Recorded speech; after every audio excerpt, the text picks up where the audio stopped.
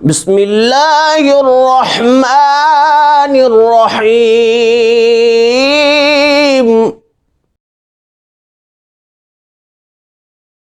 بسم اللہ والصلاة والسلام علی رسول اللہ وعلی آلہ واصحابہ اجمعین۔ محترم سامعین و ناظرین، حضور علیہ الصلاۃ والسلام کی جہاں بہت ساری شانیں ہیں، وہاں ایک شان یہ بھی قرآن بیان کرتا ہے کہ ان شانئک ھو الابتر، اے محبوب صلی اللہ علیہ وآلہ وسلم، آپ کا دشمن ہی بے نام و نشان ہونے والا ہے۔ دیکھیے، حضرت امام حسین رضی اللہ تعالی عنہ جب کربلا میں جنگ کر رہے تھے یزید کے ساتھ اور اس کے لشکروں کے ساتھ، یعنی یزیدیوں کے ساتھ، اس وقت جنگ کرتے کرتے کرتے آخر میں صرف اکیلے تنے تنہا رہ گئے اور اپنی جان کو بھی جان آفری کے سپرد کر دیا، اور میدان کربلا میں فقط ایک امام زین العابدین رضی اللہ تعالی عنہ بچے تھے۔ تو حسینی قافلے کا فقط یہ ایک مرد بچا تھا۔ اللہ رب العالمین نے اس سے نسل حسینی چلانی تھی، تو آج ساری دنیا میں آپ کو حسینی نسل ملے گی، سید زادے ملیں گے، لیکن آپ کو پوری دنیا میں حیرت ہوگی کہ یزیدی ایک بھی نہیں ملے گا اس کی نسل کا۔ حالانکہ یزید کے 15 بیٹے تھے اور 5 بیٹیاں تھیں، تو جس کے 15 بیٹے اور 5 بیٹیاں تھیں اس کی نسل کا ایک بندہ بھی نہیں ملتا، اور جس کا فقط ایک بیٹا تھا آج اللہ نے اس کی نسل میں ایک جہان آباد کر دیا ہے۔ اس کو رب کہتا ہے ان شانئک ھو الابتر، بے شک اے محبوب تیرا دشمن ہی بے نام و نشان ہونے والا ہے، کیونکہ حضور نے ارشاد فرمایا کہ من احب الحسن والحسین فقد احبنی، جس نے حسن اور حسین سے پیار کیا اس نے مجھ سے پیار کیا، ومن ابغضہما فقد ابغضنی، جس نے حسن اور حسین سے دشمنی کی اس نے مجھ سے دشمنی کی۔ تو گویا امام حسین سے یزیدیوں نے دشمنی کی تو گویا حضور سے دشمنی کی، اور جو حضور سے دشمنی کرتا ہے اللہ فرماتا ہے اس کو تو میں بے نام و نشان کر دیتا ہوں، اس کا نام ہی مٹا دیتا ہوں۔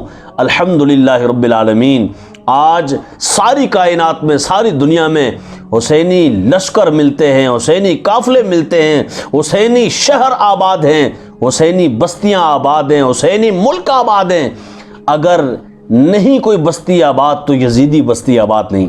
آج وہ لوگ جو یزید کے فکر والے، یزید الفکر ہیں، وہ یزید الفکر لوگ بھی اپنے آپ کو یزیدی کہلانے کے لیے تیار نہیں ہیں۔ وہ اعلان برسر منبر کہہ رہے ہوتے ہیں کہ یزید پکا جنتی ہے اور یوں ہے اور یوں ہے، اور وہ مختلف قسم کی جھوٹی من گھڑت روایات بھی پیش کرتے رہتے ہیں، لیکن ایسے خارجی و ذہن لوگوں کے لیے اتنا ہی کافی ہے۔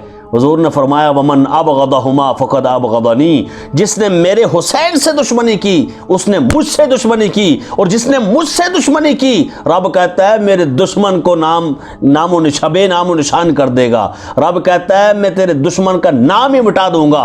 اس کی نسل 15 بیٹوں اور 5 بیٹیوں کے باوجود نہیں چل سکے۔ اللہ کریم حضور کی محبت نصیب فرمائے۔ کیا شان ہے حضور علیہ الصلاۃ والسلام کی۔ حضور سے نسبت رکھنے والے تو ذرے بھی سلامت رہتے ہیں، حضور سے نسبت رکھنے والے حسن و حسین کا عالم کیا ہوگا، حضور سے پیار کرنے والے امام حسن و حسین کا عالم کیا ہوگا۔ اور حضور جن سے پیار کرتے تھے، حضور جن کے لب چوسا کرتے تھے، ہونٹ چوسا کرتے تھے، پیار دیا کرتے تھے، حضور جنہیں اپنے کندھوں پہ بٹھایا کرتے تھے، حضور علیہ الصلوۃ والسلام جب سجدے میں ہوتے اور وہ آ کے اوپر سوار ہو جایا کرتے تھے۔ اللہ اکبر۔ کسی نے کہا دیکھو تو صحیح، دیکھو تو صحیح یہ سواری کتنی پیاری ہے، تو حضور نے فرمایا یہ بھی دیکھو کہ سوار کتنے پیارے ہیں۔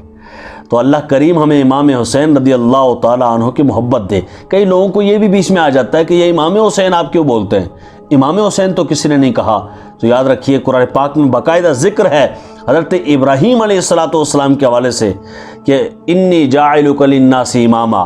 اللہ فرماتا ہے اے ابراہیم ہم نے آپ کو سارے جہان کے لیے امام بنا کر بھیجا ہے، سارے جہان کے لیے۔ تو آگے سے حضرت ابراہیم علیہ السلام نے فرمایا قال ومن ذریتی، یا اللہ میری اولاد کو بھی امام بنا دے، اللہ میری اولاد میں سے بھی امام بنا دے۔ تو جو دعا حضرت ابراہیم فرما رہے ہیں تو یقیناً ابراہیم علیہ السلام نبی ہیں، اور نبی کے لیے حضور علیہ السلام نے فرمایا کل نبی مستجاب، ہر نبی کی دعا اللہ قبول فرماتا ہے، رد نہیں فرماتا۔ تو انہوں نے دعا فرمائی میری اولاد میں سے بھی، تو اب اولاد میں سے امام حسین رضی اللہ تعالیٰ عنہ امام ہیں۔ یہی وجہ ہے کہ قرآن پاک نے اس کی طرف اشارہ فرمایا ہے۔